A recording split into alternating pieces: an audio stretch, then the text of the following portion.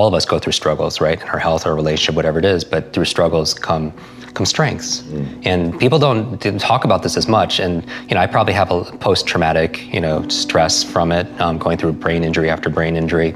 There's also post-traumatic growth, which like a lot of it's not as widely talked about, but there's some people that go through immense amount of trauma and difficulty and challenge, but they come out of it actually more empowered, that they say to themselves that because of going through this, I found a new strength, I found my superpowers, I found a new meaning in my life, I found a new level of commitment, I found a strength, a mission, if you will.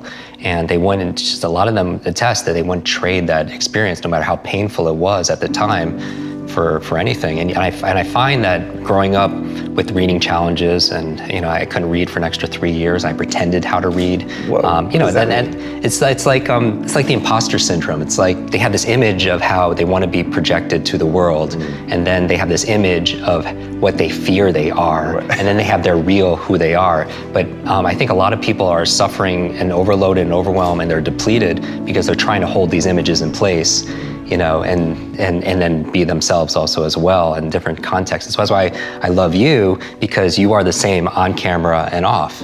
And there's a congruency, there's an authenticity that's there. And I feel like a lot of people expend unnecessary amounts of energy trying to hold up this image of their ideal self to the world. And then they have this image that they fear it's going to be revealed to somebody else. And so growing up as a kid who couldn't read, I would pretend I understood things. Like teachers would explain things, and I didn't want to be the only one who didn't understand, and I would pretend, but in private I was really suffering and struggling. How many people here read 7 Habits of Highly Effective People by Dr. Stephen Covey? What's the 7th habit? Sharpen the saw. Sharpen the saw, very good. Sharpen the saw. The metaphor here is if you have all this wood to cut and you have a saw with a dull blade, when do you want to sharpen it? Before you start cutting the wood, right? Because a lot of people are going to work hard. It's going to work a lot harder if you have a dull blade, and they have to sweat and perspire and work 3 or 4 times harder when they could have sharpened their saw. And so learning how to learn, like Vishen was talking about, that's you sharpening the saw. Because anything that comes afterwards is going to be easier, right? And so if that person's not working harder, they're working what? Smarter. And one of the best ways to work smarter is accessing your genius states. So I'm going to test this out. We said that children are the fastest learners, right? That they have this curiosity and they play all the time. Let's see how many people here, raise your hand if you're willing to play. Now, it's been shown in science, the research, by playing more actually creates neurogenesis and neuroplasticity. What's neurogenesis? New growth, new brain cells. How many people like the idea of creating more new brain cells? What about neuroplasticity? What does that mean? More connections. So intelligence, in a way, is not necessarily, like Einstein didn't have a bigger brain than anyone here. Probably, it was actually less. He had a smaller brain. But in certain areas of his brain, he had highly connectedness. He did these thought experiments where he would put himself in these brainwave states, specifically theta state. The theta state of creativity. That's the state that you're in when you shower. Have many people notice when you're showering, you come up with all these wonderful ideas? And it's always when you can't write something down, right? And so that's the theta state. That's a relaxed state of creativity. You're inspired. You come up with new ideas. New things come out of you, right? And I actually took 6 showers this morning just to prepare for this presentation.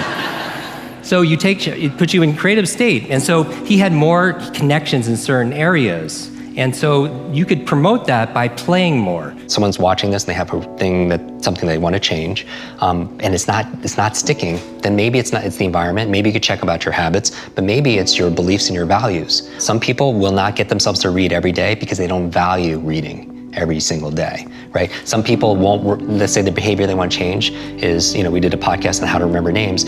I could teach them step by step on how to remember the name of most people that they meet, yet they won't do it because they don't value it, or because that's not important to them, or they don't believe that they can, right? Just like we talked about earlier, saying your brain is like a supercomputer, and your self-talk is a program it runs. If you tell yourself not go to remember names, you will not remember the name of the next person you meet because you program your supercomputer not to. They don't have a belief that enables that. So when I say all behavior is belief-driven, if you want to do this behavior, whatever it is, journal, whatever it is, then you need a belief that allows that to happen, because that's the program that allows it. So how do you get that belief? Because you're going to feel like you're faking it. Right. That's where most people stop, right? They think, okay, I get it, I hear what Jim is saying, that if I am able to shift my belief, then I can get a different behavior. but I don't believe it. Yeah. So now I'm just sort of faking it. How do you help people overcome that? Right, and so so some people approach it like this quote where they fake it till they make it, right?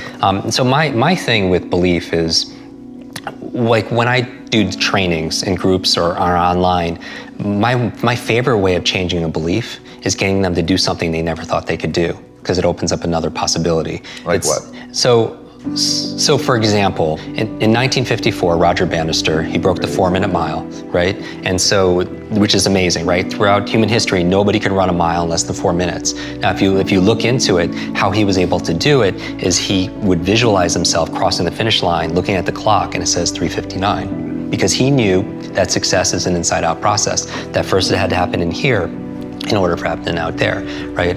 Dr. Wayne Dyer has a famous phrase where it's not, oh, I'll believe it when I see it.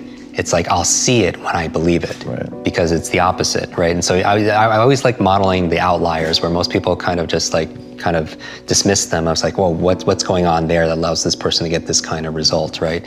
And so with Roger Bannister, he saw it in here, be able to produce it outside, just like any innovator or inventor or writer or any creator, right?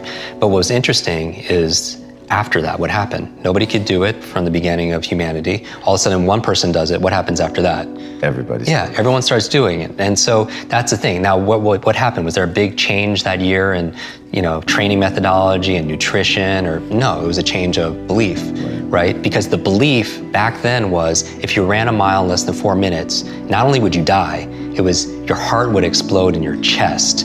And think about that would, and I'm a runner, right? That would keep me not just running, that wouldn't keep me from running a 4 minute, that would keep me from running, period, right? And so my thing is that was a change of a reference. That shook up a belief. So my goal with people when it comes to learning is get themselves to do something they never thought they could do, and then it opens up another possibility. It literally opens up their nervous system for something, what else could be possible. When I grew up, we didn't have we had no money, right? I had no education because I was very learning challenged. I didn't know anybody, right? So I feel like it's not, when people that's where they'll go though. When there's a stopgap between where they are and where they want to be, they'll say, oh, I don't have the money, or I don't have the education, or I don't have the intelligence, I don't have the network, or anything else like that.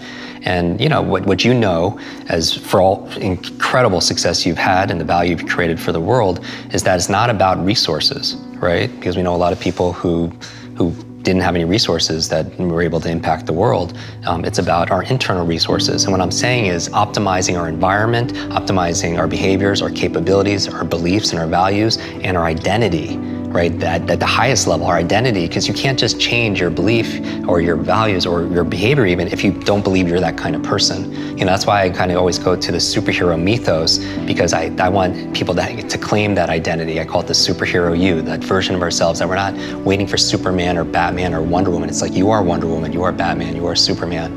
It's just we have to commit ourselves to be able to unleashing. I remember I was reading a book years ago on preparing for a marathon, and one of the chapters, again, was on the psychology of it, and it said this verbatim, because I'm the memory expert. It said, your brain is like a supercomputer, and your self-talk is a program it will run. So if you tell yourself you're not good at remembering names, you will not remember the name of the next person you meet, because you program your supercomputer not to.